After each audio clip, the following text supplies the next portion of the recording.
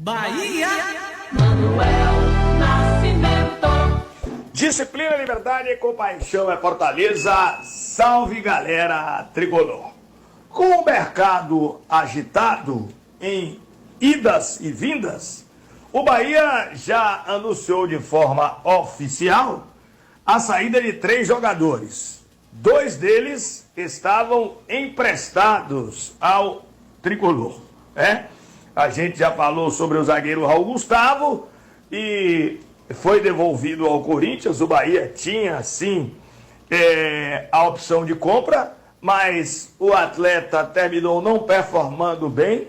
A verdade é que sofreu 2 contusões, uma delas muito complicada logo no início do ano, que foi um problema no joelho. O jogador passou 5 meses sem atuar, retornou, teve toda aquela situação de uma preparação para o retorno e quando vinha por vez e outra entrando na equipe tricolor, sofreu aquela contusão que o deixou mais ou menos um mês sem atuar, já na reta final, exatamente contra a equipe do Palmeiras, e o atleta não interessa mais para a equipe do Esporte Clube Bahia, sendo devolvido para a equipe do Corinthians, certo? O outro jogador emprestado, o Mingote, que jogou 17 partidas e fez apenas 2 gols. Jogador que veio numa emergência, porque a direção de futebol do Bahia vacilou em uma das janelas, não contratou aquele que poderia ser o titular ou a sombra real para Everaldo e terminou trazendo Mingote. Mingote em 17 jogos fez apenas 2 gols, foi devolvido ao Atlético do Paraná. Outro jogador foi o Mugri, que está indo para o Ceará, jogador que tinha um contrato com o Bahia até o fim desse ano, mas aquela situação do jogador ter produtividade, de bater uma meta, não bateu, e aí não interessa mais o tricolor. Matheus Klaus, que ainda não foi pelo menos oficializado, goleiro também não deve permanecer, e acredito que mais uns 3 ou 4 atletas aí, pelo menos, não deverão renovar o contrato com o Bahia. Mas, nessa, digamos assim, situação de idas e vindas, um jogador que deve continuar no time, desses atletas que o Bahia pegou por empréstimo, é o zagueiro David Duarte. O jogador que, de repente, sofreu também uma lesão durante o ano, mas caiu na graça do técnico Rogério Ceni. E a informação que temos é que o treinador pediu sim a contratação desse atleta, e como o Bahia tem a opção de compra, pagou R$500 mil pelo empréstimo desse atleta até agora, o dia 31. Esse jogador deve permanecer sim na equipe tricolor, e o Bahia deve de repente exercer essa compra, o atleta ficar em definitivo no tricolor. É bom lembrar que o Bahia desembolsou o Grupo City, R$500 mil pelo empréstimo do David Duarte. O Rogério Ceni disse, inclusive na última coletiva, que é a melhor saída de zagueiros, a melhor saída de bola de zagueiros do elenco do Esporte Clube Bahia. Então, no momento, o que se tem é isso, mas tem outros jogadores aí e o torcedor questiona, mas que são atletas que foram contratados em definitivo pelo Esporte Clube Bahia. É o caso, por exemplo, do zagueiro Canu e também do outro zagueiro Vitor Hugo. O Bahia investiu nesses 2 jogadores R$23 milhões.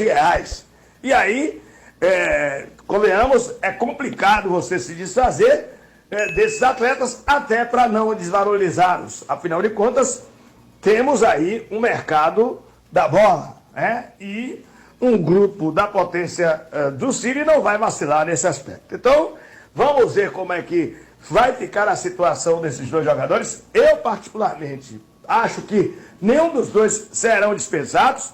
O Bahia deve trazer mais um zagueiro, porque deixa aí a lacuna o Raul Gustavo, e vamos ver se faz alguma negociação com algum desses aí e traz mais outro para que possa reforçar o sistema defensivo da equipe tricolor. Incógnita também situação de alguns jogadores que inclusive são da base e um deles com convocações à seleção brasileira de base, que é o caso do André. Chegou a ser titular da seleção brasileira sub-20 e, de repente, não foi para lugar nenhum no tricolor. Há quem diga que é um jogador, isso foi questionado, que gosta muito da noite, vamos colocar assim, sou muito de falar essas coisas, e que perdeu espaço. Uma vez eu cheguei a perguntar em São Renato Paiva, ele disse que era uma coisa que dava para administrar, mas parece que não houve administração nesse aspecto. E o jogador, eu vi por várias vezes ali na zona mista após os jogos. O outro é o jogador Rian, que teve também um imbróglio de uma renovação de contrato. Esse foi muito titular em muitos jogos com o Renato Paiva durante o início do ano. O lateral esquerdo, Rian, que veio do São Paulo para a base do Esporte Clube Bahia e daí exatamente para o time principal. Então, estas são situações exatamente de jogadores que o grupo deve administrar. Aliás, o André, o próprio grupo desembolsou 24 milhões para que o Bahia, ainda com a presidência do Guilherme Belintani, não vendesse esse atleta, porque tinha, sim, uma proposta de fora do país. E dentro de todo o pacote, o Grupo City terminou contratando, em definitivo, o lateral direito André.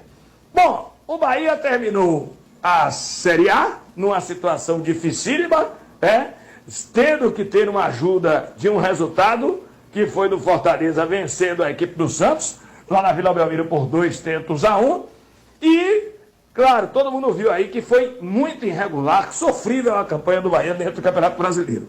Mas uma coisa a ressaltar, a gente até falou disso em nossos programas. O Bahia teve o melhor ataque da competição no segundo turno e o 8º melhor em toda a competição. Essa é que é a realidade.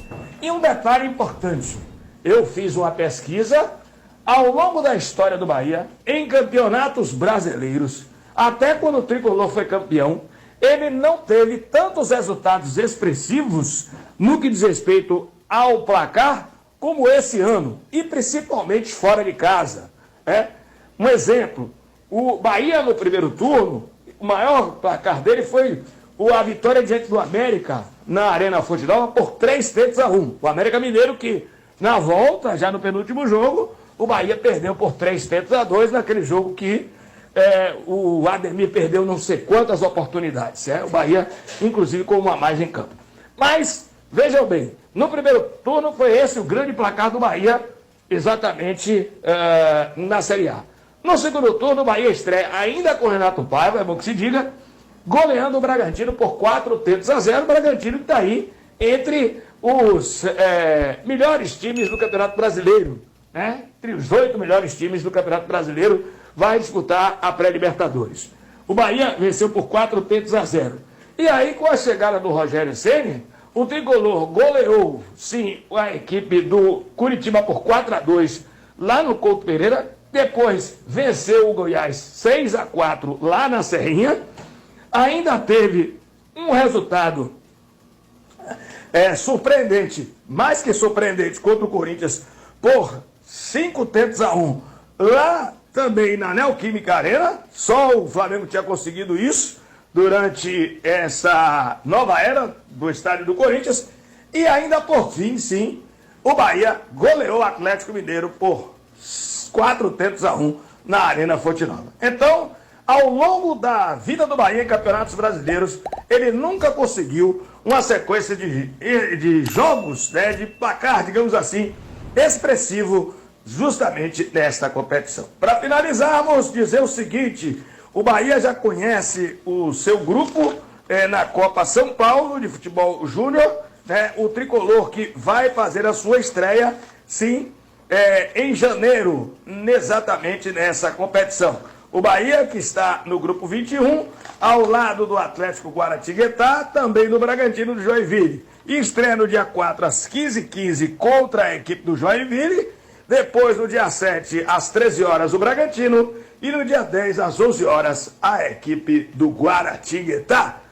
2 equipes se classificam de cada fase. E aí vem os mata-mata, E aí, cada um que se tire. É isso aí de Bahia!